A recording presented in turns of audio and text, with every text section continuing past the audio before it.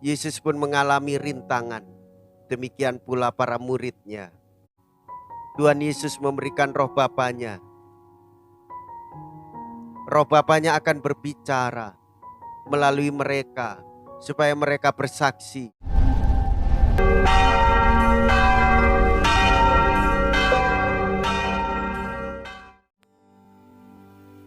Saudara-saudariku yang terkasih, hari ini Jumat 14 Juli 2023.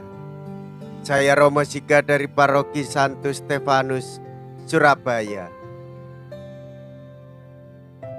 Dalam nama Bapa dan Putra dan Roh Kudus, amin. Bukan kalian yang akan berbicara, melainkan roh Bapamu. Mea culpa, mea culpa, mea maxima culpa. Marilah kita berdoa.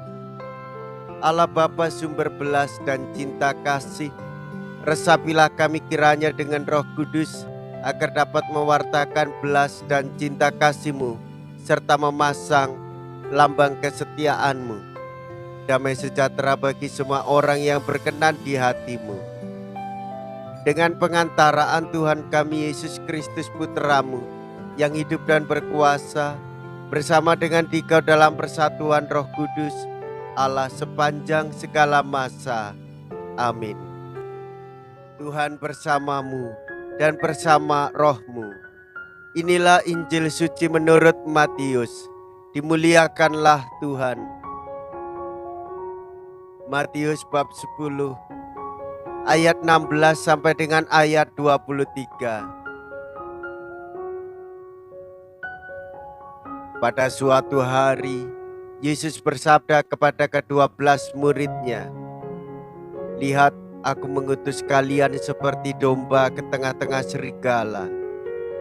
Sebab itu hendaklah kalian cerdik seperti ular dan tulus seperti merpati.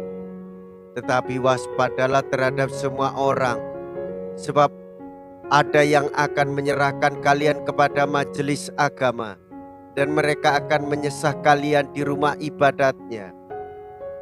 Karena aku kalian akan digiring ke muka para penguasa dan raja-raja sebagai suatu kesaksian bagi mereka dan bagi orang-orang yang tidak mengenal Allah.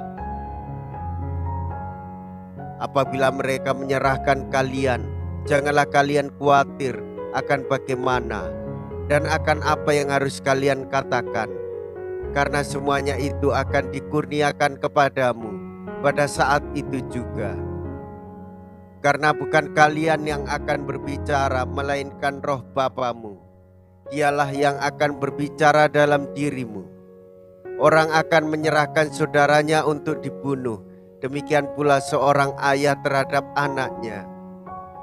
Anak-anak akan memberontak terhadap orang tuanya dan akan membunuh mereka. Dan kalian akan dibenci semua orang oleh karena namaku. Tetapi barang siapa bertahan sampai kesudahannya akan selamat.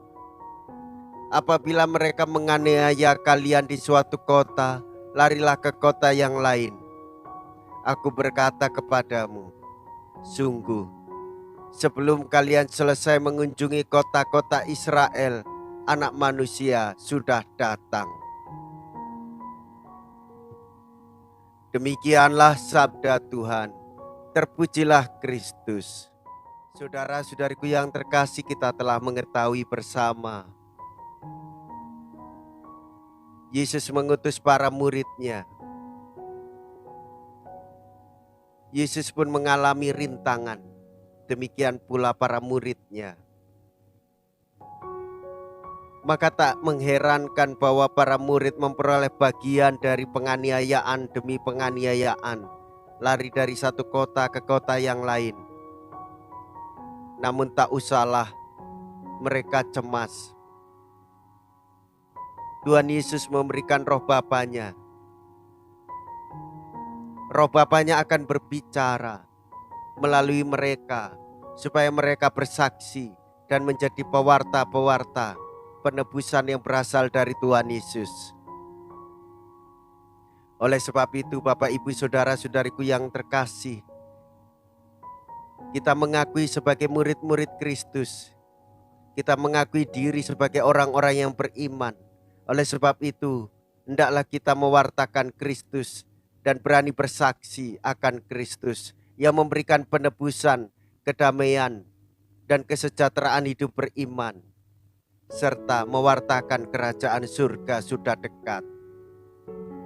Itulah panggilan hidup kita, dan itulah tugas perutusan kita sebagai orang-orang yang beriman.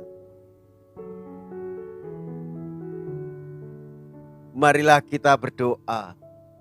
Allah Bapa Maha Pengasih, Engkau tidak jauh dari kami. Setiap kali kami berkumpul atas nama Yesus, lambang kasih setiamu, semoga kami Kau jiwai dengan semangatnya, agar mampu membuktikan dalam hidup kami segala teladan yang telah diberikannya, sebab Dialah Tuhan dan pengantara kami.